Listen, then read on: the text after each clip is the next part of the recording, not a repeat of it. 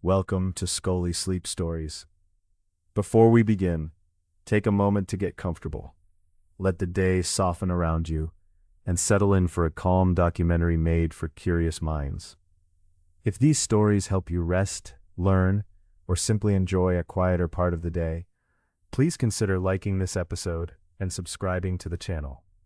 Now, when you are ready, let us begin. Chapter 1: The Canoe Beside the Lagoon. Before the sun rises above the palms, the lagoon is already filled with a quiet silver light. Small waves move across the shallows and reach the shore with a soft folding sound. Farther out, where the water deepens from pale green to blue, a voyaging canoe rests at its mooring. The lagoon taps gently against its two hulls. Each hull answers with a low wooden note. Between them, water moves through bands of reflected sky, broken here and there by the shadow of a crossbeam. The canoe is still, yet never entirely motionless. It rises a little, settles a little, and turns by the width of a hand as the breeze passes over it. This is a double-hulled voyaging canoe, a vessel made from two long hulls joined side by side. It is representative rather than an exact reconstruction of a canoe from one island or one century. Its details are drawn respectfully from several Polynesian traditions and from knowledge renewed and practiced by modern voyaging communities. Across Polynesia, canoe designs differed according to local materials, seas, winds, purposes, and inherited methods. There was never only one Polynesian canoe. Some voyagers traveled in double canoes such as this. Others used single hulls steadied by outriggers. Some vessels were designed to tack, turning their bows through the wind. Others could shunt, exchanging one end for the other, so that what had been the bow became the stern. Each design belonged to a particular body of knowledge, refined through experience, and passed from one generation to the next. Here beside the lagoon, the two hulls lie almost parallel, dark against the brightening water. From the shore they may appear simple. Up close they reveal the patient work of many practiced hands. A builder steps into the shallows and rests one palm against the nearer hull. Where large timbers were available, builders could hollow a log to form the lower body of a canoe. Fitted side planks might then raise the hull, creating more carrying space. On islands where very large trees were scarce, hulls could be made largely from carefully shaped planks. Each piece had to meet the next with precision. The edges were worked patiently, and natural caulking or sealants helped close the seams against the sea. The builder's hand moves upward to one of the crossbeams joining the hulls. These beams support the platform between them and help hold the entire vessel together. Yet there are no heavy metal bolts running through the wood. Strong cordage passes around beam and hull in neat, repeated patterns. The lashings are not hurried knots. They are carefully made structures in their own right. In different islands and traditions, cordage was prepared from locally available plant fibers. Coconut fiber and hibiscus bark fiber were among the materials used. The fibers were cleaned and prepared, then twisted or braided into strong lengths. Each turn of cord had its place, each crossing added strength. The builder presses a lashing with a thumb, feeling its tension. The binding is checked for wear where fiber meets wood, then the hand follows the cord around the beam, making certain that every part remains secure. Properly made lashings hold the canoe firmly, while permitting a limited amount of movement between its components. On the open ocean, this slight flexibility can absorb some of the shock of waves. It does not mean that the canoe is loose or fragile, and it does not make the vessel stormproof. It is a thoughtful way of joining wood, allowing the parts to respond together as the sea moves beneath them. Above the crossbeams lies a light platform spanning some of the space between the hulls. Several sections are covered with deck planking. Elsewhere, narrow gaps remain. Water washing onto the platform can pass through these openings, rather than gathering on a solid deck or pressing against it with its full force. Woven matting covers part of the platform, pale and dry in the early light. Soon this space will hold supplies, tools, and the ordered routines of a crew. Near the center stands a light shelter made from slender poles and woven mats. It will offer shade when the sun is high and a measure of protection from spray. It is not a large room. Space aboard a voyaging canoe is limited, and everyone who travels upon it must share that space with care.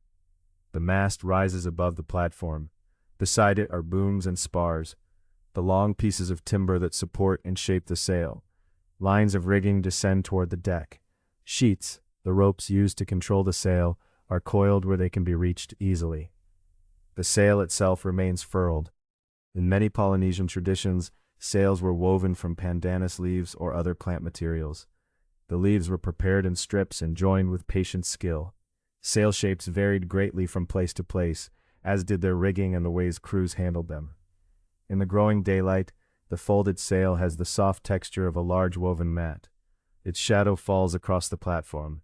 Near the outer edges of the hulls are raised boards that help turn aside spray. These may be called splash boards or weather boards. At the stern quarter rest long steering paddles. When a steering paddle is lowered into the water, it creates resistance and helps guide the canoe. The balance of the sail also assists with steering. By adjusting the sail, the crew changes how the wind presses upon the vessel. Guiding the canoe is therefore not a matter of one paddle alone. It depends upon the relationship between sail, hull, wind, water, and attentive hands. The first sunlight now reaches across the lagoon.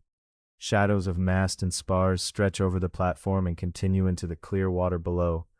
Onshore, pale sand waits beneath the palms. This canoe rests within a region of immense scale.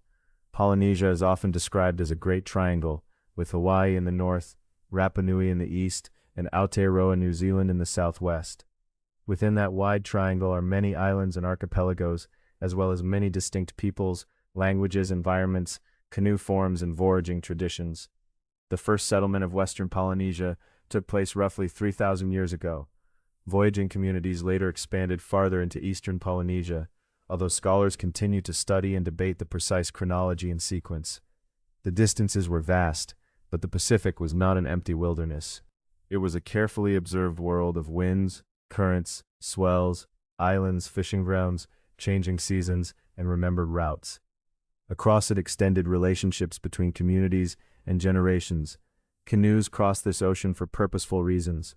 People voyaged to explore and to settle. They made return journeys and traveled to visit relatives. Voyages supported exchange, political alliance, ceremony, and fishing. Canoes also carried plants, animals, tools, stories, and specialist knowledge from island to island. Every journey rested upon preparation, cooperation, and trained observation.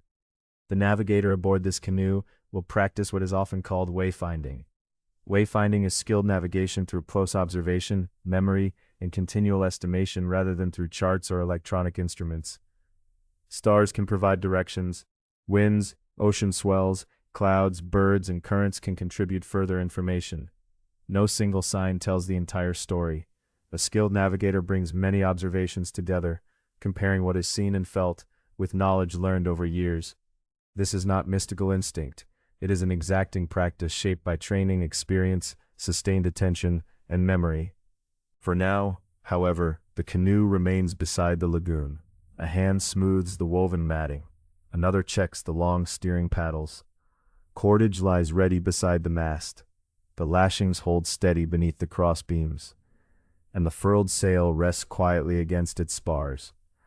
Two hulls, crossbeams, a platform, mast, shelter, cordage, paddles, and sail have become a single voyaging vessel through accumulated knowledge and patient work.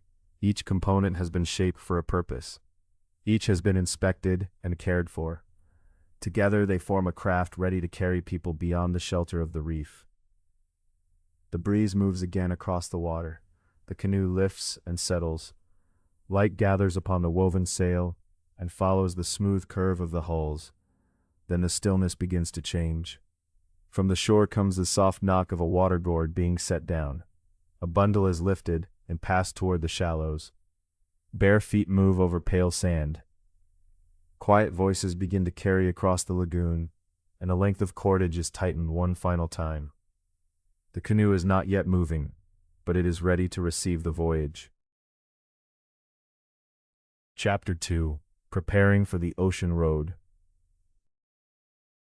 The first water gourd passes from hand to hand.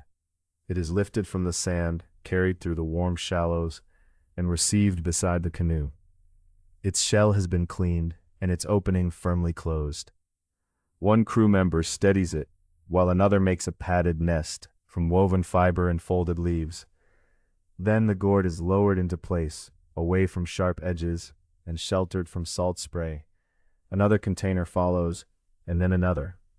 Across Polynesia, voyagers used the materials available to them. Fresh water might be carried in gourds, sections of bamboo, wooden vessels, or other prepared containers. The exact forms differed from island to island and from one period to another. Yet the purpose remained the same. Water had to be protected, secured, and placed where its weight would help rather than hinder the canoe. Rain might replenish the supply.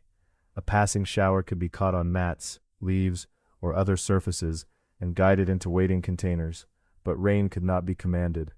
The fresh water brought from shore was therefore considered with particular care. A full container is heavy. As the crew loads the canoe, they watch how each hull settles into the lagoon.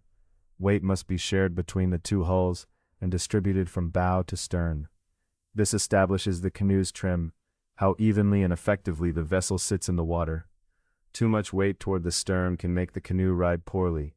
A bow sitting too low may meet the waves less comfortably, while unequal loading between the hulls can affect balance. The crew does not simply fill every open space. Each container is placed according to its weight, shape, purpose, and how soon it may be needed. The work continues in a steady rhythm. A bundle is lifted, hands receive it, a place is chosen, and cordage is drawn firm around it. Food comes aboard in many forms. What a canoe carried depended on its home islands, destination, season, expected journey, and preserving traditions. Provisions could include taro, yams, breadfruit, bananas, coconuts, and dried or preserved fish. Starchy foods might be dried or fermented to keep longer. On routes and in periods where it was present, sweet potato might also be carried. There was no single cargo list for every Polynesian voyage.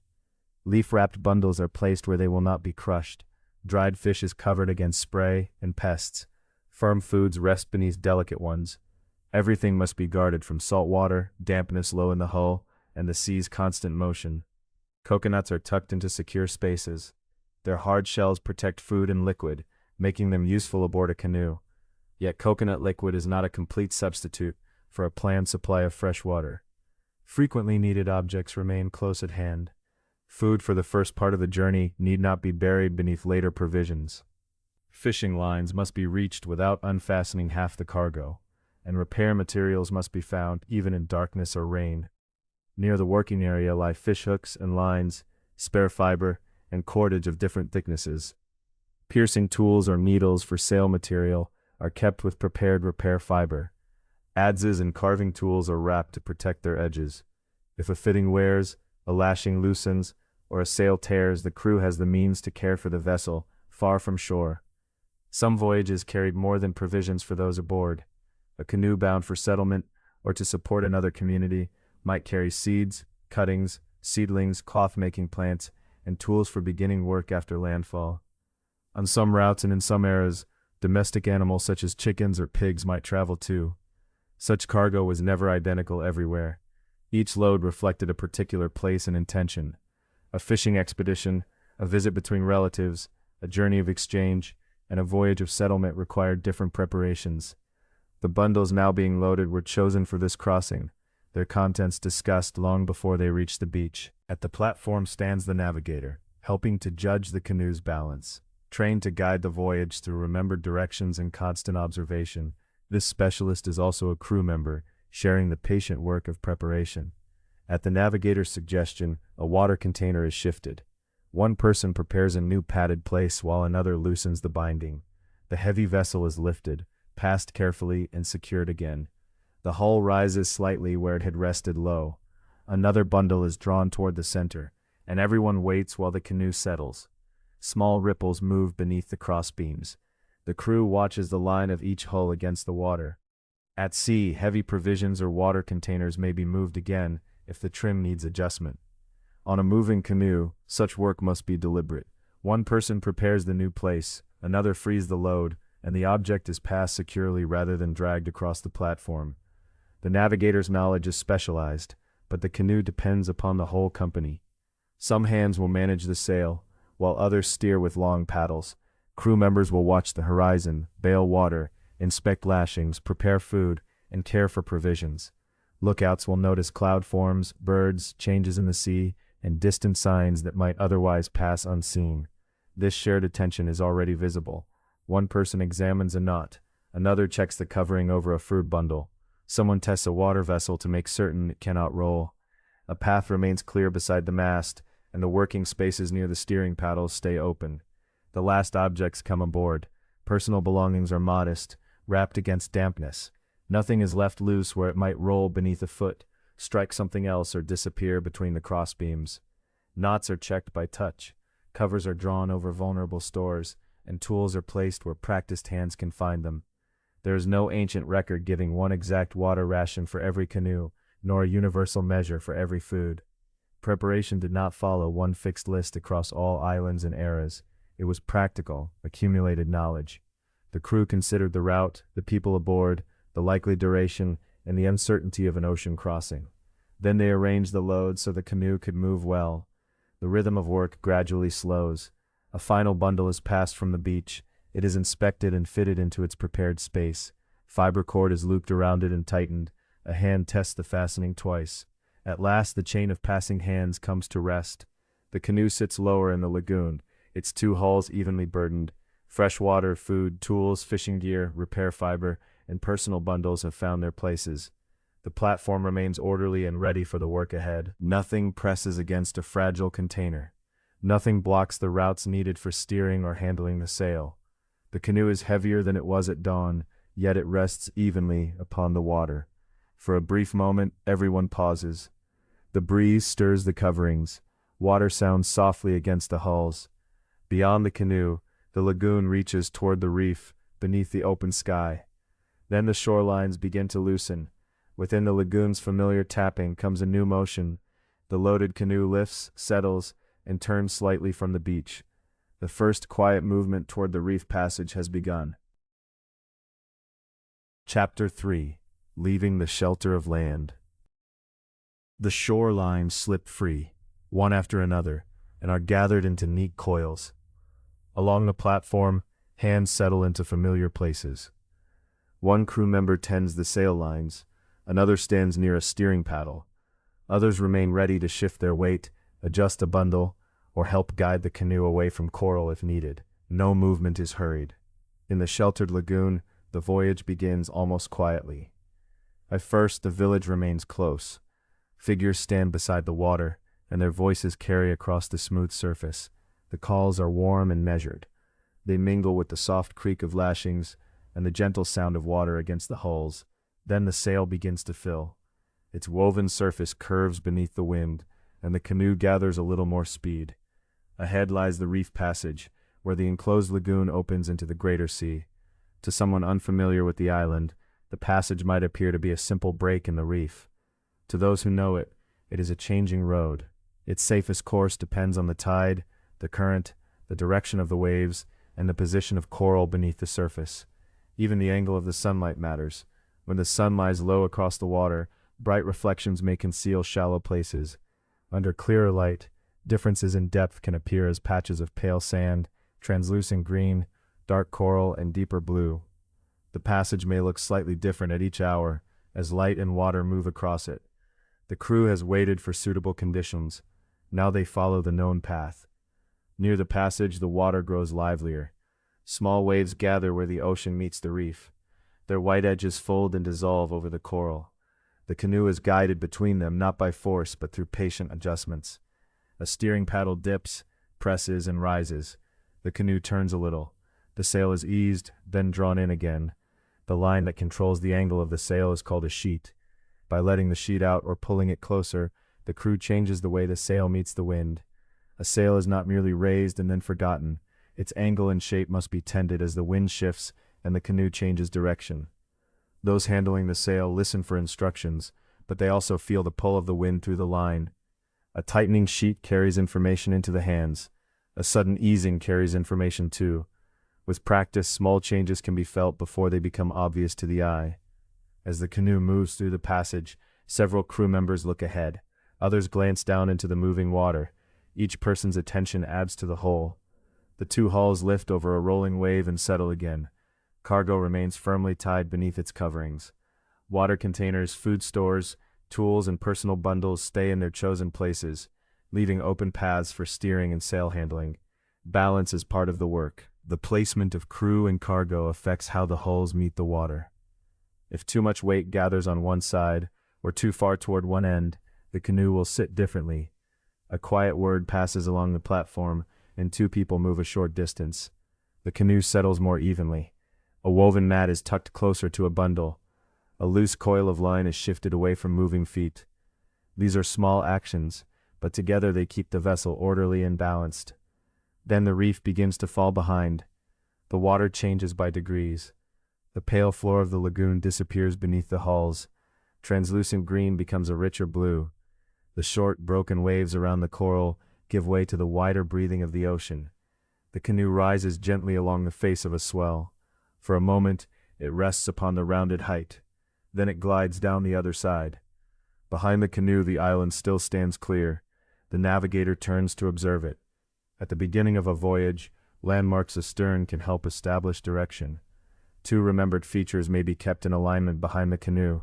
They might be a hilltop and a notch in a ridge, or a tree-covered point and a higher inland slope. This method is called backsighting. It is a way of beginning a course by aligning landmarks behind the canoe. As long as the two marks remain one behind the other, the vessel continues along the chosen line away from shore. The navigator watches carefully. A steering paddle makes a small correction. The rear landmark appears to slide slightly to one side of the nearer one. Then, as the canoe turns, the two features return to alignment. Nothing about the adjustment is dramatic. It is simply a precise beginning, carrying the remembered geography of the island outward onto the sea. As the distance grows, familiar details soften. Individual houses disappear first. The beach becomes a narrow brightness. Forest and hillside merge into broad shapes. The voices from shore diminish beneath the sounds of the sail and the water. There is no single instant when the canoe leaves one world and enters another. The lagoon becomes the reef passage. The passage becomes open water. The island slowly becomes part of the horizon. The navigator does not assume that the canoe travels exactly where its bow appears to point. Wind pressing against the sail and current moving beneath the hulls can push the vessel sideways. This sideways drift is called leeway. Leeway may be subtle. It may not be obvious from one moment to the next. The canoe can point toward one place on the horizon, while its true path slides a little to one side. The navigator estimates this drift by observing the wind, the waves, the wake, and the canoe's movement. The course can then be adjusted to allow for it.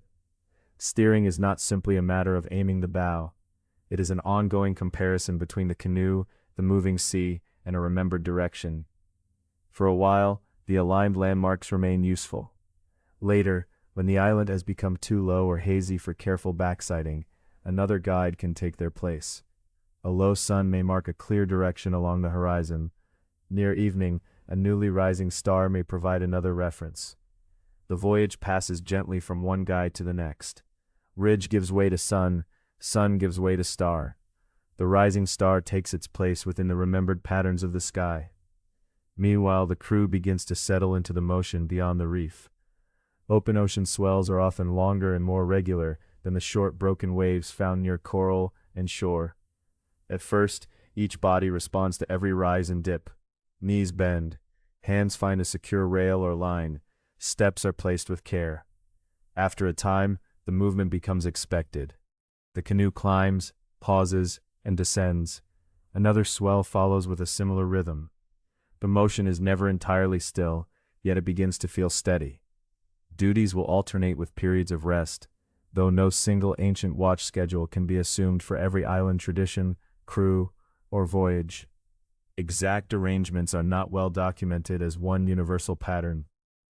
They would have depended on the people aboard, the conditions they met, and the traditions and knowledge they carried. Here, responsibilities pass calmly from one person to another. Someone watches the sail, someone tends the steering, someone studies the horizon.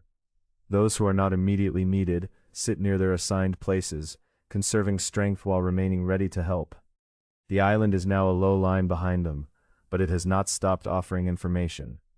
Clouds may gather above land after the ground itself becomes difficult to see. Birds may travel outward from shore or turn back toward it. A scent of vegetation may remain upon the wind.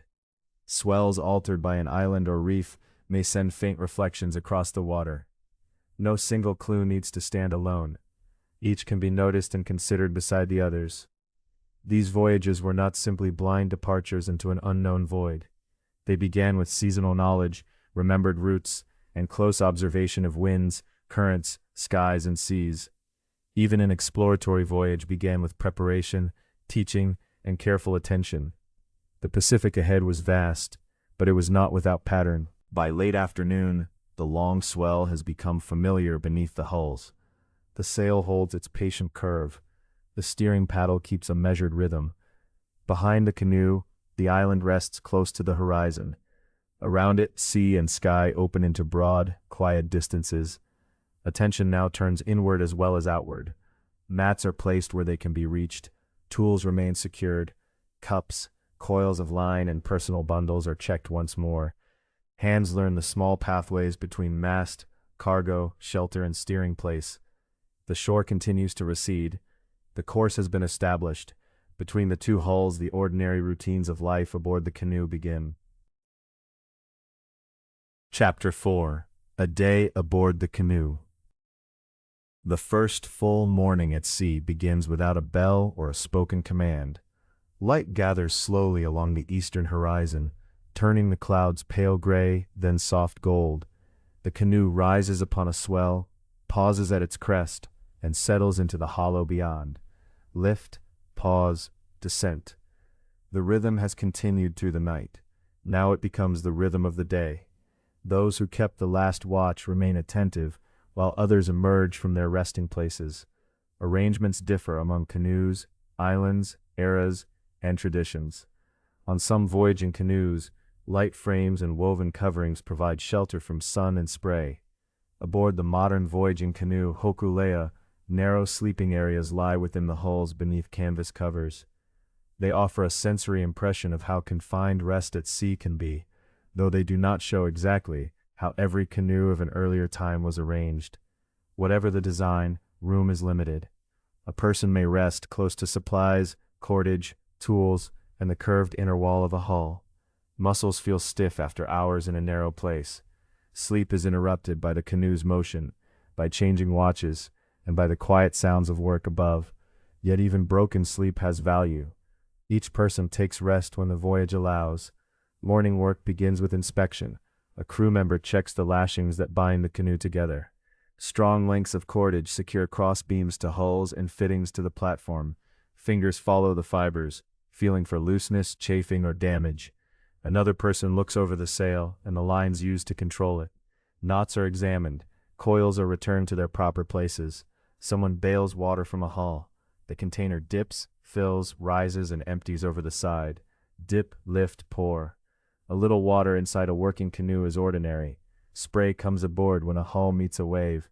Rain finds openings in coverings. Damp feet and clothing carry moisture into sheltered spaces. The goal is not to keep every surface perfectly dry. It is to decide what must remain protected, and then to watch those things carefully. Sleeping mats and other damp materials are brought into the morning air when conditions permit. They are spread where sunlight and wind can reach them. Containers are checked to make sure they remain securely closed.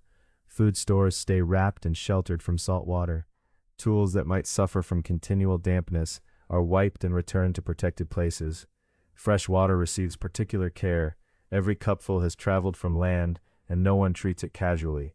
Seawater can be used for some washing and cleaning. Hands, containers, or parts of the working platform may be rinsed with water drawn from the ocean. Fresh water is reserved for the uses that truly require it.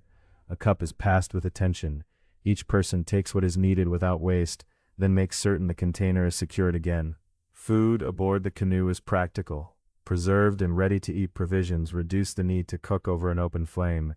The historical details of cooking at sea are uncertain, and practices likely varied according to canoe size, conditions, equipment, region, and custom.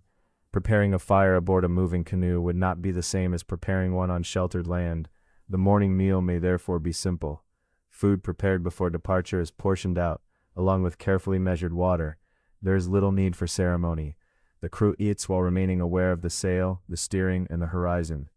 Containers are closed again, and scraps are gathered rather than left to scatter through the limited working space. As the sun rises, the platform grows warmer. The canoe continues along its course beneath the curved sail. One crew member steers while another watches the horizon. Someone tends a line, making a small adjustment so that the sail continues to receive the wind well. Another checks the water inside the hulls. These tasks are not interruptions to daily life aboard the canoe. Limited space encourages order. A loose bowl may roll with the swell. An unsecured tool may slide out of reach. A carelessly placed coil can catch a foot when someone crosses the platform. Each useful object therefore has a familiar place, and each movement is made with awareness of the people nearby. Cleanliness matters as well. Salt, scraps, damp fibers, and loose gear can gradually make a small space uncomfortable or unsafe. So the crew cleans as it works. A container is rinsed and put away. A wet covering is opened to the air. A line is coiled rather than left beneath someone's feet. Cooperation is more than friendliness here. It is part of seamanship. When one person shifts a bundle, another steadies it. When a cup is passed, a hand is ready to receive it. When a steering paddler needs relief, someone prepared for the task takes over. The canoe's balance depends upon where people sit and stand, so even an ordinary crossing of the platform is made thoughtfully. No one needs to hurry without reason. The canoe rewards measured movement. By midday, heat settles across the deck. Shade beneath a woven or fabric covering becomes valuable. Its exact position and form depend upon the canoe, but even a modest shelter can soften the brightness and offer some relief from the sun. Those not occupied with steering, sail handling, or observation turn to quieter work. A length of cordage is repaired, worn fibers are bound or set right, damp rope is opened into loose coils so that air can pass around it. A tool is cleaned, a rough place is smoothed before it can wear against a line, lashings are checked once more, not because anything is necessarily wrong, but because early attention prevents small problems from becoming larger ones. The work is steady rather than hurried. Check, dry, tie, coil, then check again. The body also requires care. Salt left upon the skin may cause irritation. Heat tires the shoulders and back. Cramped muscles are stretched whenever room permits. Some voyagers grow accustomed to the movement quickly. Others may feel seasick, especially during the first days. A person who cannot eat much may still take a little water and remain in the coolest available shade. Companions keep watch without making the discomfort larger than it is. A task may be quietly passed to another pair of hands. A resting place may be cleared. Routine makes the discomforts manageable, even when it cannot remove them entirely. The canoe rises, pauses, and descends. In suitable weather, a fishing line may be streamed astern. A lure moves through the wake, its path shaped by the canoe's speed, the current, and the waves. Fishing offers the possibility of fresh food, but never a promise. The ocean does not provide a catch merely because a line has been set. For a long while, nothing disturbs it. The line becomes another part of the day's patient attention. It is checked from time to time, just as the sail is checked, the horizon watched, the supplies protected, and the water inside the hulls removed. If a fish comes, it may supplement the provisions. If none comes, the crew will eat the food carefully carried from shore. During the afternoon, the line gives a brief pull, hands draw it in, but the lure returns alone, flashing with droplets. No one complains. The line is examined, set right, and streamed once more into the blue wake. Later, it is brought aboard and coiled away. As the sun lowers, the heat eases. Materials that have dried are returned to shelter. Sleeping mats are placed where they will be ready when needed. Supplies are inspected before evening dampness gathers. Closures are checked, tools are secured, and another simple meal is shared. A cup moves from hand to hand. The person receiving it drinks, then passes it onward. Some crew members prepare to rest. Others take their places for the approaching watch. The working space is cleared, knots are tested, and loose materials are secured. There is no sharp boundary between labor and rest. One flows gently into the other, shaped by weather, need, and the enduring movement of the sea. Interrupted sleep, damp clothing, heat, cramped muscles, and salt upon the skin are all part of life aboard. Yet they do not define the day. More often the hours are shaped by familiar acts of care, bailing and checking, drying and tying, steering, watching, and passing a cup. Each task supports the others. Each person's attention contributes to the canoe's order. In this limited space, cooperation allows everyone to work, eat, rest, and move with greater ease. Beyond the platform, the afternoon light lies in long bands across the water. From this lower angle, the ocean's surface reveals details that bright noon had hidden. One swell travels beneath the canoe from a steady direction. Smaller waves cross it at an angle. Faint ripples appear where the wind touches the surface more firmly. The day's inward routines have left the canoe orderly and ready. Now, as the work grows quieter and evening approaches, attention widens once again. The crew looks beyond the platform and into the moving sea itself, where wind, waves, and swell carry subtle patterns of their own. Chapter 5. Reading Wind, Waves, and Swell.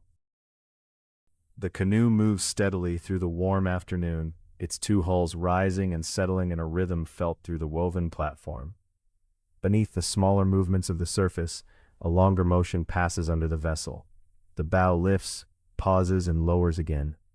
Water murmurs along the hulls, while a small fiber streamer tied near the sail trembles in the wind. To an inexperienced traveler, the ocean may seem to move in every direction at once. Shining ripples gather close to the canoe. Short waves rise beneath the nearby breeze. Broader ridges of water arrive from beyond the visible horizon. The navigator does not try to understand all these movements with a single glance. The sea is read patiently, one sign beside another, and one repeated motion after the next. The short waves are often the easiest to see. Wind passing over the water presses against the surface and gathers it into roughness. When the nearby wind is changeable, the waves it makes may be short, steep, and irregular. Their crests sometimes break into pale threads of foam. They can alter quickly as a gust arrives, weakens, or fades. A swell is different. It is a more organized pattern of waves that has traveled beyond the wind or distant storm that first formed it. The weather that created the swell may now be far from the canoe. Yet here, beneath a clear afternoon sky, its long ridges continue across the ocean in an orderly sequence. The swell cannot always be understood simply by looking at the water. Sunlight, spray, and smaller wind waves may hide its shape. Instead, a highly trained navigator may feel it through the canoe's motion. When a swell approaches directly from ahead, the canoe pitches, the bow lifts forward and then settles back. When a swell comes from the side, across the beam of the canoe, the platform rolls from side to side. If the swell reaches the hulls diagonally, the movement may become a gentle sequence of lifting, turning, and lowering, rather like the slow motion of a corkscrew. The navigator allows several swells to pass before forming an opinion. There is no need to hurry. One lift of the bow may be unusual. One roll may come from a nearby wave. A pattern becomes useful only when it returns again and again. Feeling direction through the canoe is specialist knowledge, developed through training, memory, and long practice. It is not an automatic ability shared by every person aboard. A new crew member may notice only that the vessel is moving. An experienced navigator attends to the order within that movement. Which part rises first? In what direction does the platform tilt? Where does the pressure seem to travel? How often does the same sequence return? Even then, the answer is not exact in the manner of a mark on an instrument. The navigator is making a careful estimate from a living and changing sea. More than one swell crosses the canoe's path. One may have traveled from a distant weather system, while another arrives from a different part of the horizon. Highly trained navigators may sometimes distinguish these crossing swell trains. They separate one broad rhythm beneath the hulls from another moving through it, much as a careful listener might follow two quiet songs sung together. This can be difficult.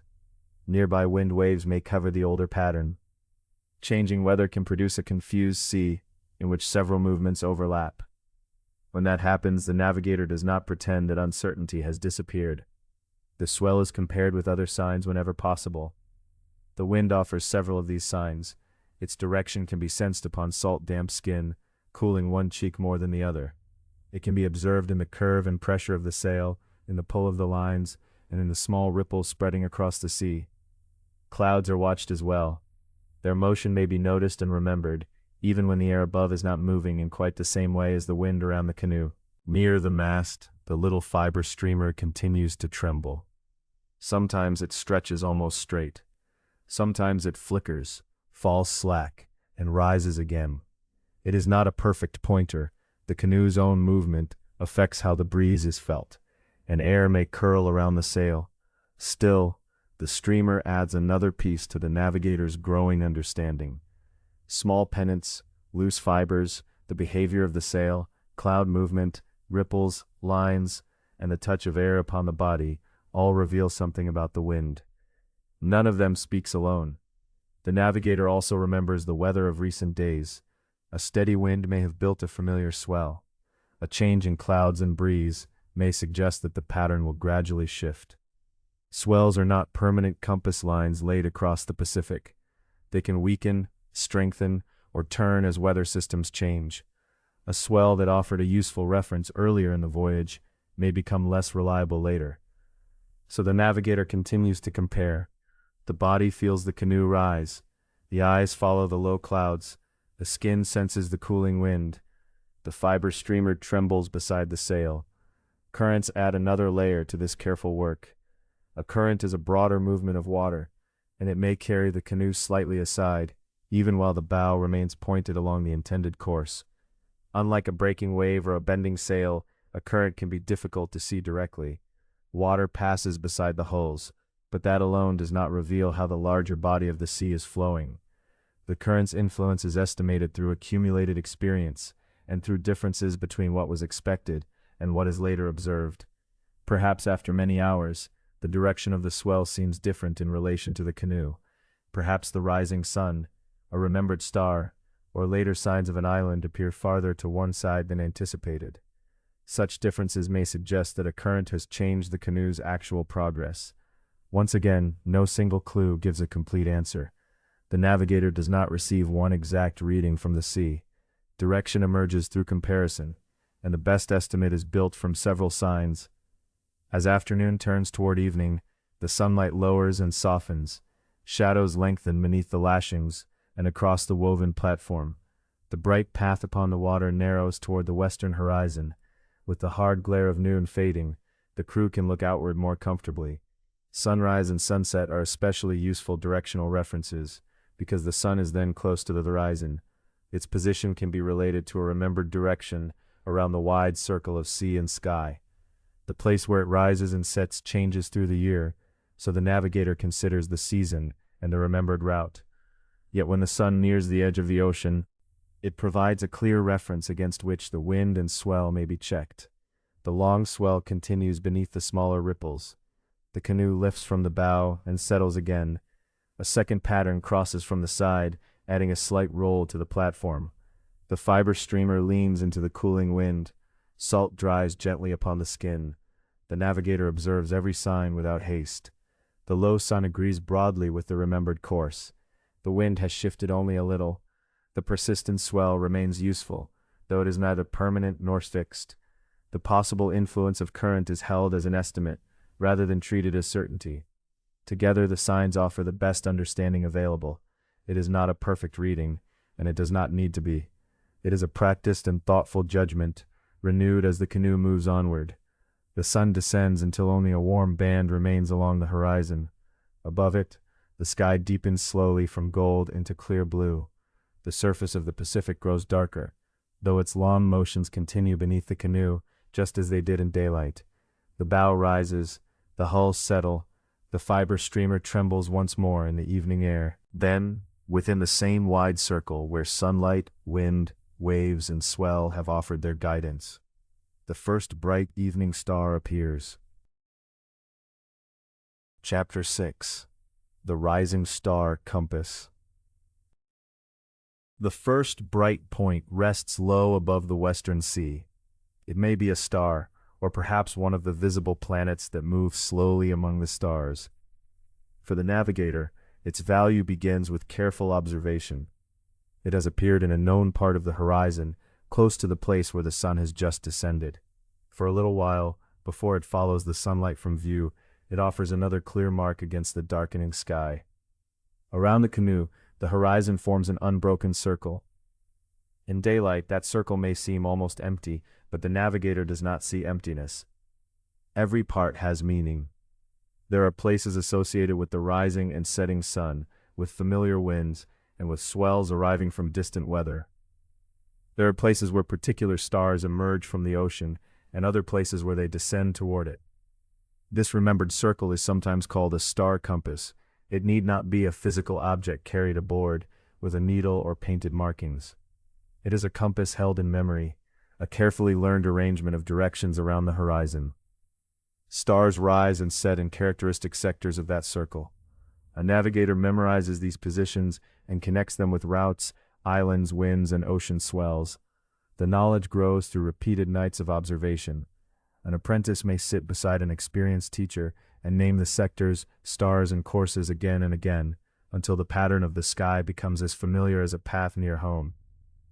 Different island communities develop their own languages, methods, and teaching traditions. No single star compass represents every Polynesian navigator in every time and place. One well-known modern example is the Hawaiian star compass developed by Nainoa Thompson, shaped through Hawaiian practice and through the guidance of the master navigator Mau Pi Lug of Satawal in Micronesia. This teaching framework divides the horizon into 32 houses. Each house covers 11 1/4 degrees. Together, the houses provide an orderly way to remember where celestial bodies rise and set, and where winds and swells come from. This is a specific modern Hawaiian teaching system, not a universal ancient Polynesian design, yet it expresses an older and widely useful principle. The horizon can be learned as a circle of remembered directions. Now the last western light fades, and the eastern horizon becomes more distinct. The navigator watches as one bright star begins to lift from the sea. At first it seems to rest directly upon the water, then slowly, a narrow space opens beneath it. This is the most useful time to take its direction. When a star is close to the horizon, its rising place can be judged clearly. The navigator may ask the steersperson to hold the canoe toward it, or to keep it at a chosen angle beside the bow. And the edge of the platform offers simple reference points. At the steering paddle, a crew member makes small corrections, feeling the pressure of water against the broad blade. The star does not remain low. Because Earth rotates, the heavens appear to move across the sky.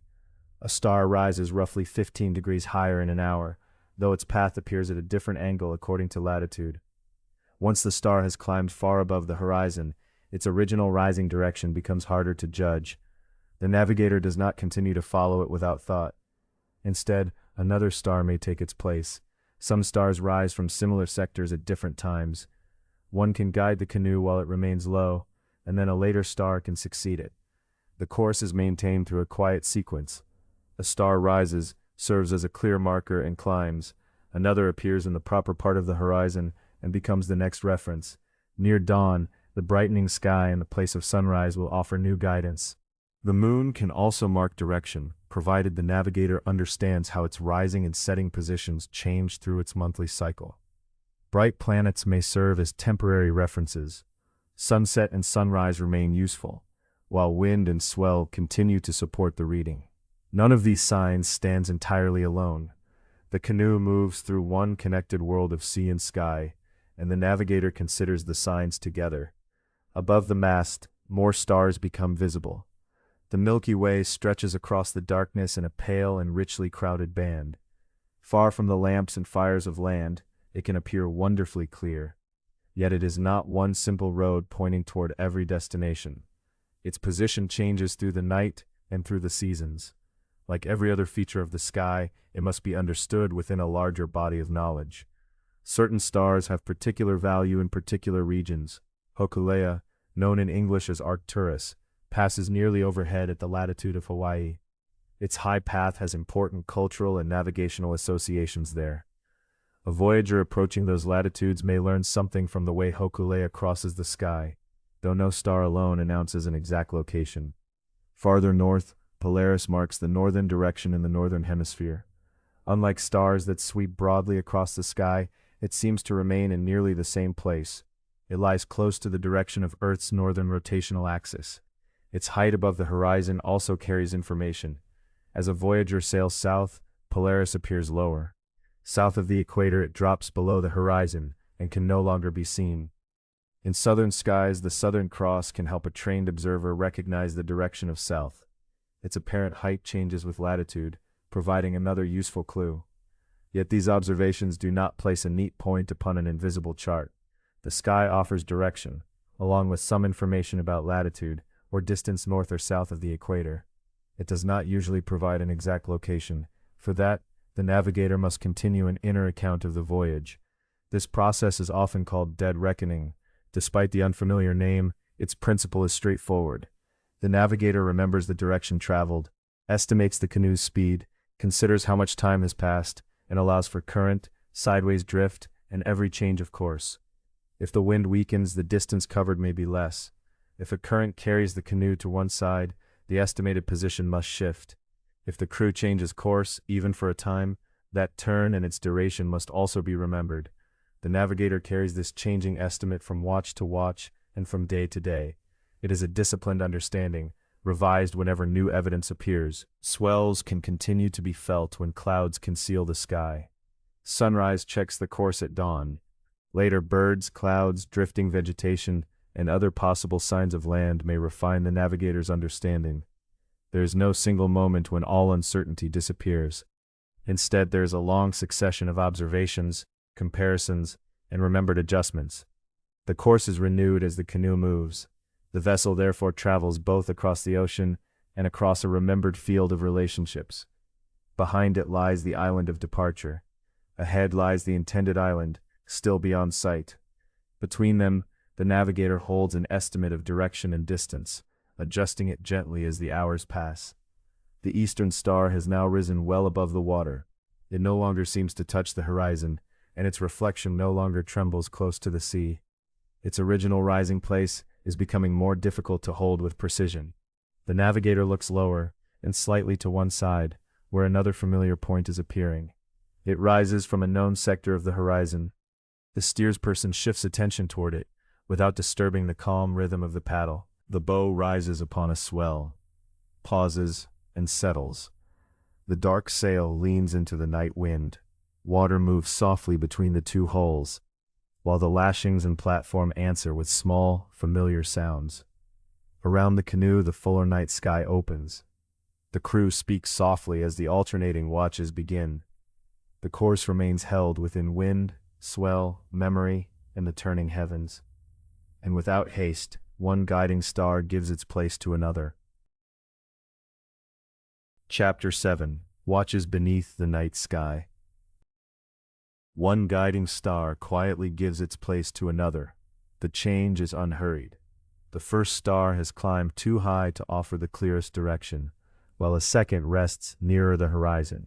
For a time, the navigator watches both, comparing their positions with the wind against the cheek, the angle of the ocean swell, and the steady motion of the canoe. At the steering paddle, a crew member holds the remembered course. The paddle presses gently into the water, eases, and presses again as the twin hulls rise and settle. Water passes beneath the platform with a low hush, while cordage around the mast hums in the night air. Across Polynesia, voyaging traditions developed among different islands, languages, communities, and lineages. Stars and constellations were not always grouped or named in the same ways, and the boundaries on modern Western star charts were not universal. Navigators learned the sky through knowledge preserved within their communities. They remembered bright stars, planets, the moon, broad arrangements of light, and darker spaces among the stars.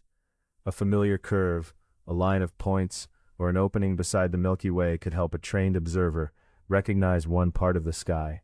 The navigator does not stare at a single star without pause. Attention moves in a slow circle. Toward the eastern horizon, the filled sail, the long swells lifting one hull and then the other, and the pale wake disappearing behind the canoe. Every sign supports the others. A bank of cloud crosses the guiding star, yet the steersperson keeps the same bodily rhythm, remembering where the star had been. The swell approaches at the familiar angle. The sail retains its curve. The wind touches the same side of the face. A hidden star does not erase the heading. Direction is also carried in the swell, the wind, the sail, and the remembered movement of the canoe. Under heavier cloud, a navigator may feel the sea through the platform and steering paddle. The lifting of one hull before the other reveals the swell's angle.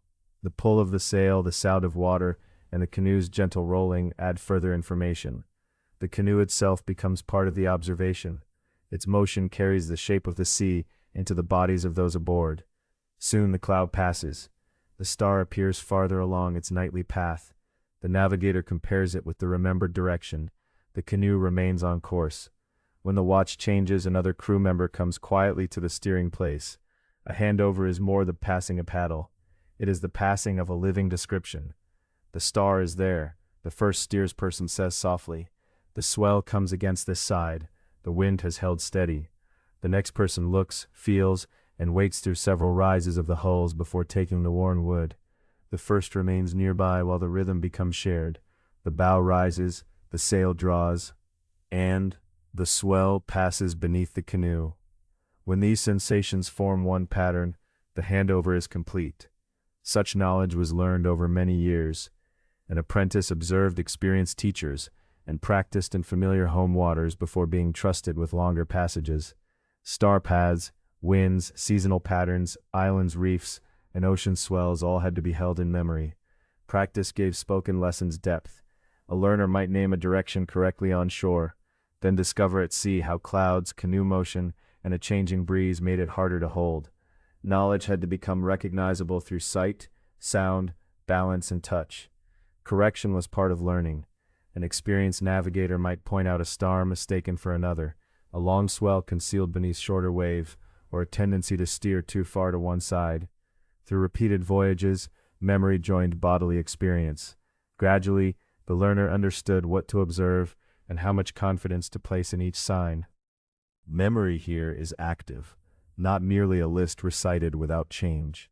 The navigator carries a voyage plan that includes the intended direction, expected winds, distance traveled, and signs that may appear along the route. Actual conditions are continually compared with that plan. If the wind shifts, progress changes. If a current carries the canoe sideways, the estimate must be revised.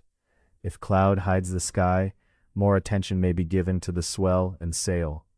Memory holds the voyage's structure, while observation keeps it connected to the living sea. The navigator is a specialist, but does not voyage alone. One crew member notices a change in the sail. Another secures loose cordage. A lookout reports a bright point above the horizon, or cloud forming in the distance. Others check water containers or rest before the next watch. The navigator brings these observations together, but shared work sustains the voyage. The course belongs to the whole canoe, even when one person carries the greatest responsibility for interpreting it. Those off watch settle beneath a woven shelter, or in protected places on the platform. Rest at sea may come in shorter periods than on land. Modern navigators aboard traditional voyaging canoes may keep demanding schedules and take brief naps when conditions allow. Yet no single pattern applies to every voyage or tradition. Routines depend on weather, crew size, canoe design, and community practice. There is no need to imagine supernatural certainty or endless wakefulness. Navigation is trained, practiced, and communal. It depends on disciplined memory, careful attention, and experience in recognizing change. Later, the moon rises. A pale path spreads across the water. The waves become easier to see, and the horizon gains a clearer edge, although the moon's brightness washes away some fainter stars. Strong stars remain visible beside the broad glow of the Milky Way. The navigator uses what the sky offers. When one marker becomes difficult to see, another may serve. A planet can help through its brightness and position, though planets change position through the seasons. The moon may reveal waves and horizon without providing a fixed heading by itself. A broad star pattern may offer orientation when a single point is hidden. No sign is perfect. No sign stands apart from the others. The night deepens, and conversation becomes sparse. Water murmurs between the hulls. The steering paddle draws a dark line through the sea, lifts, and returns. At another handover, the departing steersperson describes the course, pointing toward a bright star descending in the west and indicating the swell with an open hand. The wind softened for a little while, comes the quiet report. It has returned from the same quarter. The next steersperson waits, observes, and places a hand upon the paddle. A question, an answer, and a small correction become another hour of practice beneath the remembered sky. Cloud passes across the moon, the sea darkens, the horizon grows indistinct, and faint stars return. The steersperson feels the swell beneath the canoe. The sail pulls from the same side. Then the moon emerges, and silver light moves over the water again. Watch follows watch. One person steers, while another looks outward. Someone rests. Someone checks a lashing, or shifts a covering stirring in the breeze. The navigator listens to each report, and compares it with the voyage held in memory. The night is not an empty interval between days. It is a long field of observation. The turning sky gives direction. The moon reveals the waves. Cloud changes which signs can be seen. Wind and swell continue their steady conversation with the canoe. At last, the eastern horizon begins to lose its darkness. Faint stars disappear as quiet light spreads upward. The navigator watches the paling east and makes a final comparison with the night's course. Soon, attention will turn from the stars to the smaller living signs of daylight, to birds crossing the water, clouds gathering over distant places, and whatever morning may carry from an island still beyond sight. Chapter 8. Clouds, Birds, and Hidden Islands. Morning opens slowly around the canoe. The last bright stars fade from the western sky, and the sea takes on its daytime colors, deep blue beneath the hulls, silver where the low sun touches the wave tops, and gray blue toward the horizon. Those coming off watch quietly share what they noticed during the final hours of darkness. The wind weakened, then returned. The main swell remained steady. Beneath it, a smaller crossing movement was sometimes felt. Nothing is treated as a final answer. Each detail is remembered and placed beside the others. As the new watch settles in, a pale bird crosses ahead of the canoe. It is a tern, slender-winged and bright against the morning sky. It travels with clear direction until it becomes a white point and disappears. Several people notice it. No one immediately calls it a sign of land. After a while, another tern appears farther north, flying lower above the water. Its path is not quite the same as the first bird's. Nesting seabirds can help voyagers understand where land may lie beyond the visible horizon. Some terns and other seabirds leave their resting or nesting places to feed at sea, then later travel back toward land. Yet their movements require care. Different species range across different distances. Young and adult birds may behave differently. A breeding bird may return regularly to a nest, while another remains at sea.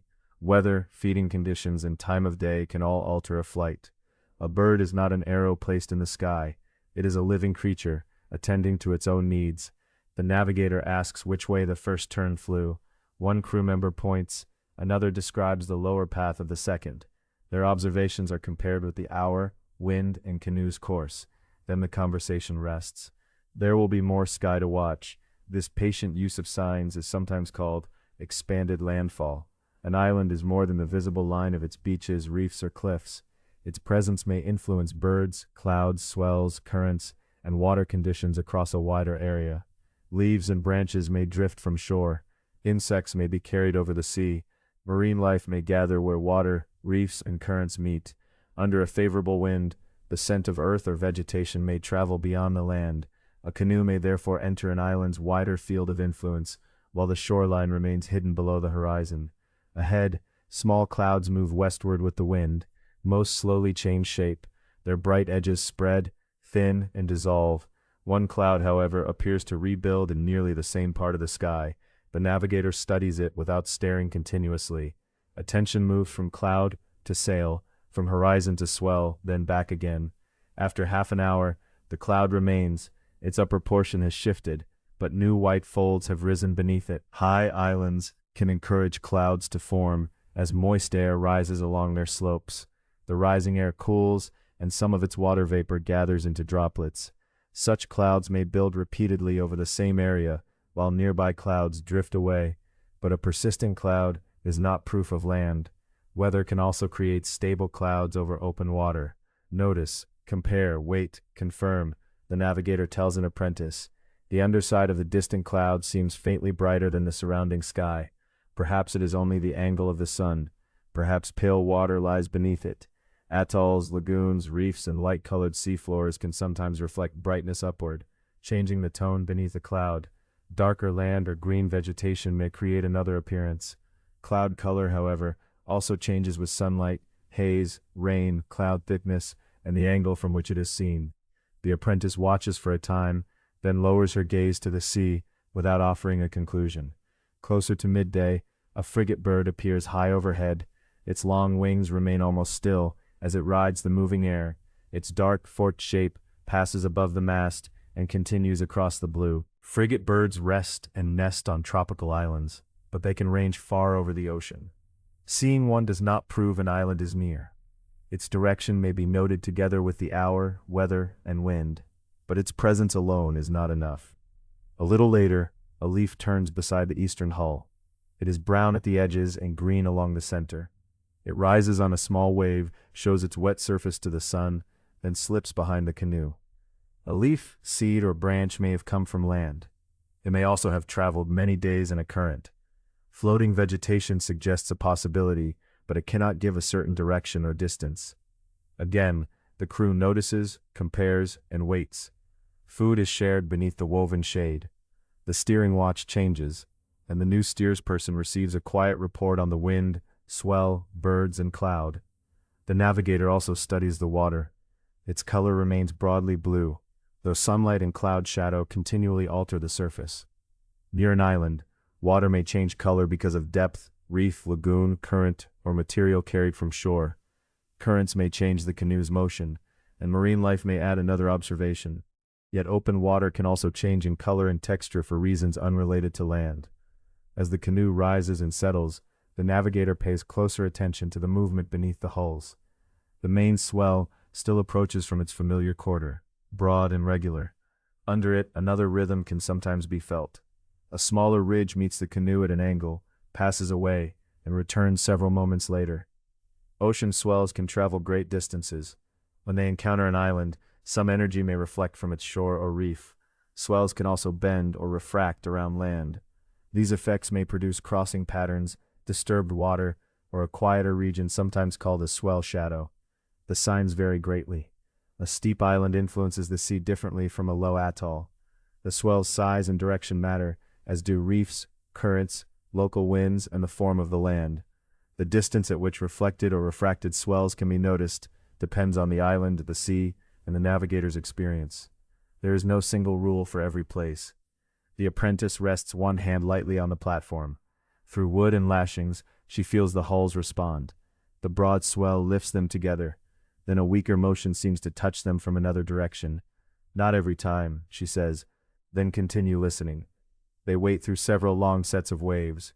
The crossing movement returns, fades, and returns once more. Its direction does not disagree with the persistent cloud, the morning flights of the terns. Still, the signs remain incomplete. That incompleteness is part of the knowledge. Skill lies in resisting a quick answer. Direction, timing, and repetition all matter. A morning flight may mean something different from an evening flight. A cloud that persists for minutes may be ordinary weather, while one rebuilding for hours deserves attention. One leaf may have traveled far, while repeated drifting material may carry greater weight. Confidence grows when several observations agree. The ocean is not empty distance around isolated points of land. It is a connected region of moving air and water, living creatures, shifting light, currents, scent, and drifting material. Islands alter some of these patterns, while weather and sea can conceal or imitate them. The navigator does not ask one sign to carry the whole meaning of the morning. The tern is remembered beside the cloud. The cloud is compared with the swell. The swell is considered with wind and current. The leaf is noted but not allowed to decide what cannot yet be known. By afternoon, no shoreline has appeared. There is no dark ridge on the horizon, no reef line, and no visible trees. Yet the morning has revealed more than the sea first seemed to hold. Two terns crossed on measured courses. A frigate bird ranged overhead. A cloud rebuilt while others drifted away. Its underside carried uncertain brightness. A leaf turned in the blue water. Beneath the dominant swell, a second rhythm came and went. Each sign remains uncertain. Together they are remembered. Then cooler air touches the canoe. The sail shifts, and the steersperson adjusts the paddle. Far ahead, beneath the brighter sky, a darker line of cloud begins to gather. The stable patterns of wind and swell continue a little longer. Then, almost imperceptibly, they begin to change. Chapter 9. weathering a change in the wind. The cooler air arrives before the rain. At first, it is only a faint breath across sun-warmed skin. The sail gives a low rustle, different from the steady sound it has made through the afternoon. Its woven surface eases for a moment, fills again, then settles at a slightly altered angle. The navigator looks toward the darker line beneath the clouds. It has grown wider, though its approach remains measured. Below it, the sea has lost some of its brightness. Far away, a gray curtain descends from cloud to water. No alarm passes through the crew.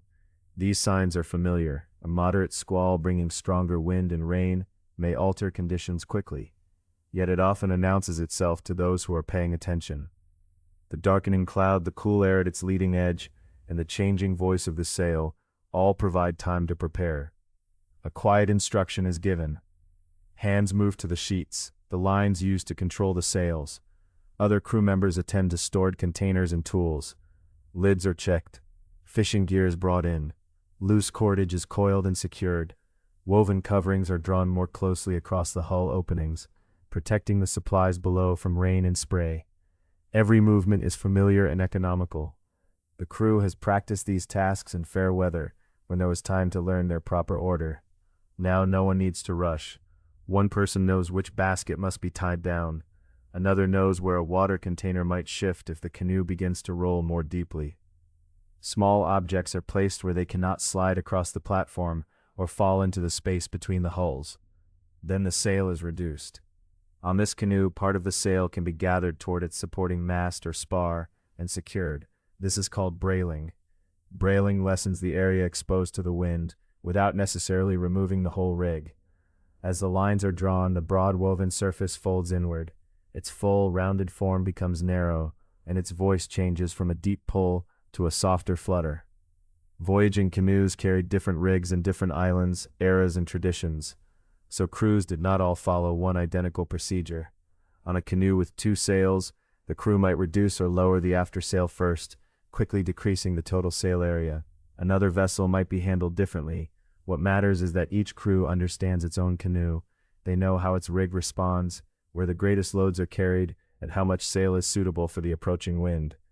The dark line comes closer. A second cool gust crosses the platform. This one presses firmly against the reduced sail. Two crew members take positions near the steering paddle, ready to share the work.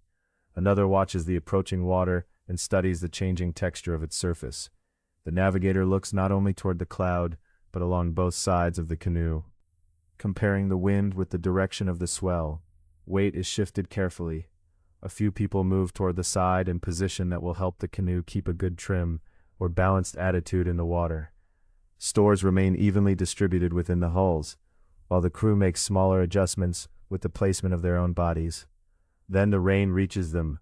It begins as scattered drops, each one darkening the wood of the platform. A moment later, rain taps steadily upon the woven coverings and patters against the sail.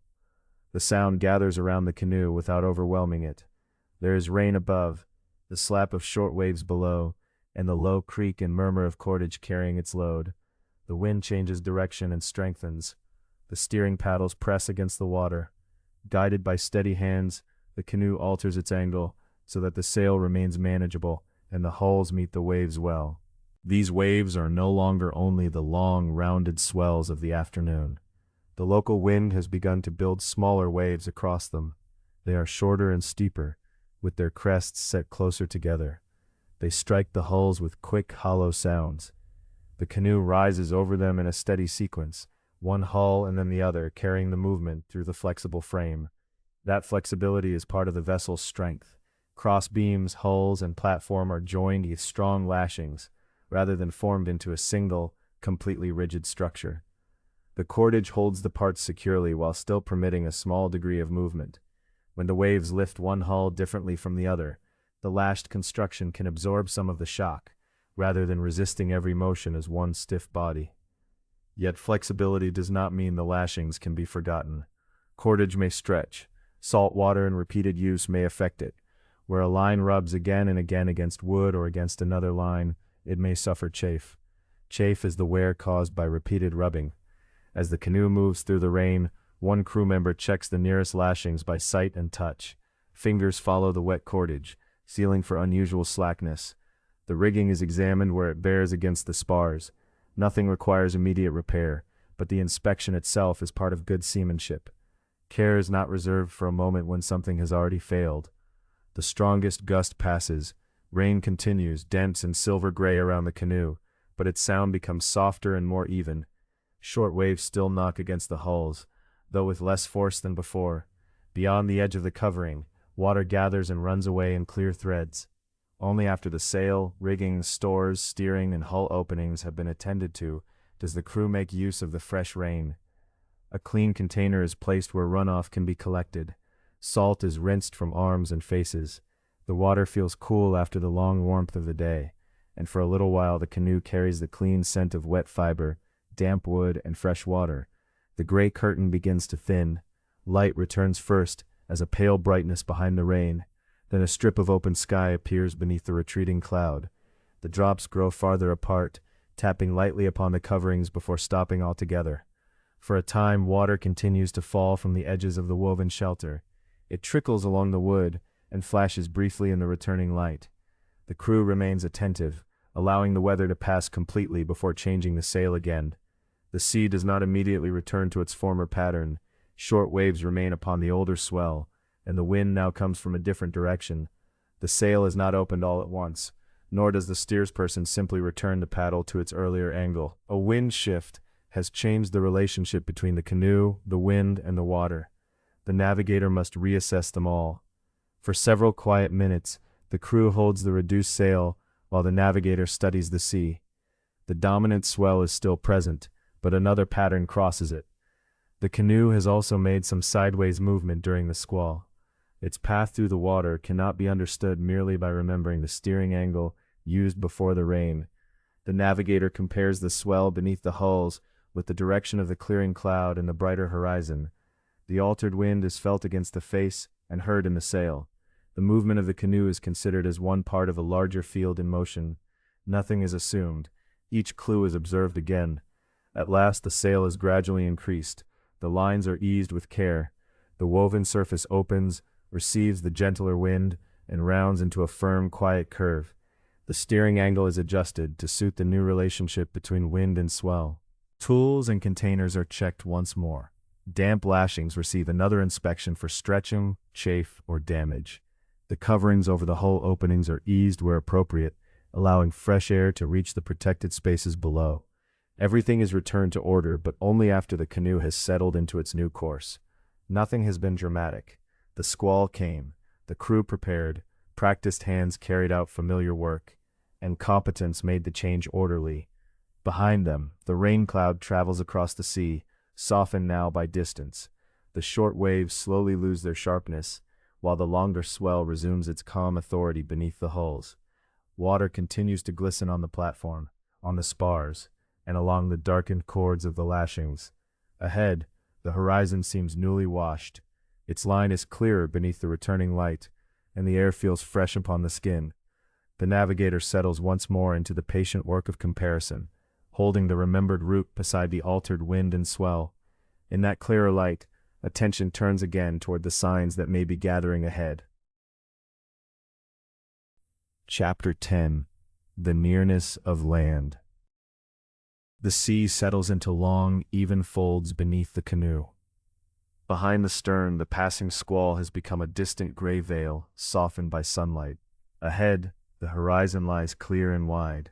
The sail is full again, its woven surface giving a low murmur whenever the wind shifts. The crew returns to familiar tasks. A line is coiled beside the mast. Water is cleared from the platform with a wooden scoop. Damp coverings are opened to the warmth of the day. Everything resumes its proper place. Yet the navigator continues to face forward, comparing the present sea with the route held in memory. Land has not appeared. There is no dark ridge upon the horizon, no green slope rising from the water. Even so, the ocean has begun to offer small suggestions. The first arrives on wings. Soon after dawn, several seabirds pass overhead, flying outward in a direct course. Some ocean birds remain far from shore for long periods, resting and feeding upon open water. Others return to land regularly, especially when nesting or caring for young. Knowing which kind of bird is being observed matters as much as noticing it. The navigator watches their shape, flight, and direction. A single bird cannot reveal an island. Wind may carry it from its usual range, or it may follow fish or drift along a current. But several land-returning birds, seen at a meaningful time of day, can become part of a larger pattern. At dawn, such birds often leave their resting places on land to feed. Near evening, they may return. Voyagers who know these habits can treat the birds as moving signs, though never as simple arrows pointing without error toward shore. The birds diminish into the bright air, and the canoe continues. Above the forward horizon, a pale cloud remains in nearly the same place. Other clouds form and drift with the trade wind. This one appears more stable. Its lower surface carries a faintly darker tone, and new white edges rise above it. An island can influence the air around it. Warm slopes may help clouds form.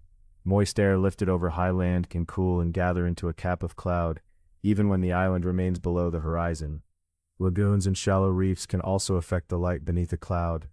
Turquoise water may cast a subtle greenish brightness upon its underside, while dark forest or wet land may produce another shade. Such effects are delicate. They depend on the land, clouds, sunlight, and condition of the air. A cloud may seem fixed when it is merely being renewed in one region.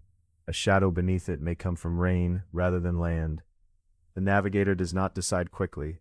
The cloud is remembered, watched, and compared with everything else. The canoe rises on a broad swell. Beneath it, a smaller movement crosses at an angle. For days, the principal swell has come from a familiar quarter, created by winds acting across a great reach of ocean. Shorter waves confuse the surface. Now they have eased, and the deeper rhythms can be felt again. The navigator rests a hand upon the rail. The hulls lift, pause, and descend. A second swell seems to return from ahead. It is weak but persistent. Islands and reefs can disturb waves. A swell approaching land may bend around it through refraction, or be blocked, divided, or reflected from a steep shore. Far away, these altered movements are difficult to distinguish from waves created by changing winds. One crossing wave would mean little. A repeated pattern arriving alongside birds in a stable cloud means more. The navigator shares the observation with the steersperson. There is no announcement and no sudden turn. The remembered route already led toward this part of the sea, and the new signs agree with it. For now, the best action is to continue and observe. By mid-morning, another bird appears, followed by two more. One carries a small fish crosswise in its bill. It flies toward the region beneath the waiting cloud. The crew notices, but work continues at a measured pace. Preserved breadfruit and coconut are passed around, followed by careful drinks of fresh water. Containers are closed after use. Loose cord is secured, and the platform remains clear for tending the sail and steering lines. The sun climbs. Light spreads beneath the cloud ahead, giving the horizon a faint brightness unlike the deeper blue on either side. It may be a reflection from shallow water. It may be haze. Distance keeps the distinction uncertain. Traditional navigators learned by accompanying experienced teachers over many voyages. They memorized star paths, winds, swells, birds, currents, and the ocean's seasonal behavior. They also learned restraint, how to notice a sign without asking it to prove too much. No single clue carries the canoe to land. Knowledge lies in the relationship among clues. The wind brings a change too slight for everyone to name. One crew member lifts her face and draws a slow breath. There may be a trace of damp vegetation, or only the scent of woven matting drying in the sun.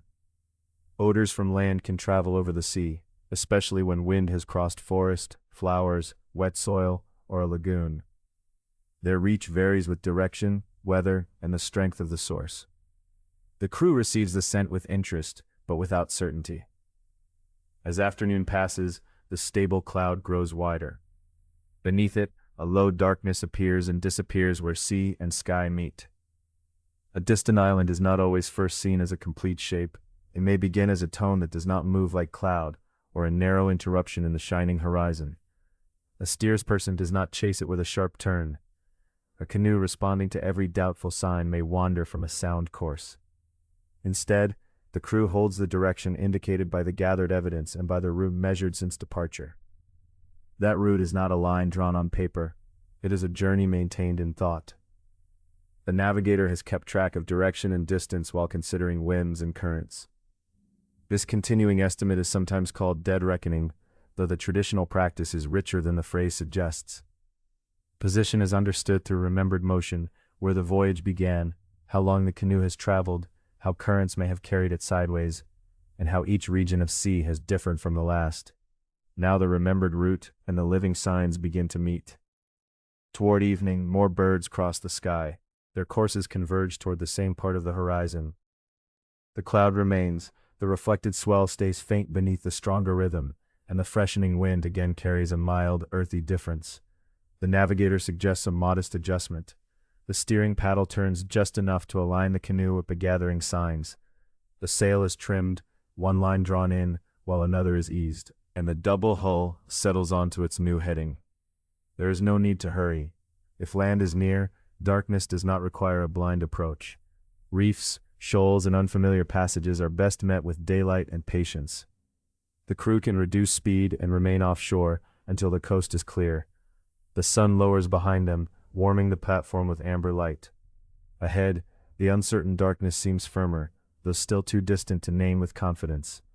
Around the canoe, each sign remains modest: a bird, a cloud, a crossing swell ascent upon the wind. None carries the full weight of certainty. Together they form something larger. The crew continues its evening routine. Water containers are checked, lines prepared for night, food protected, and the platform cleared. Quiet conversation mingles with the murmur of the sail and the soft wash of water. Ahead, the cloud keeps its place over the dim horizon. Birds fly toward it, becoming dark marks against the last brightness. The Pacific is not empty here. It is filled with motion, habit, direction, and relationship.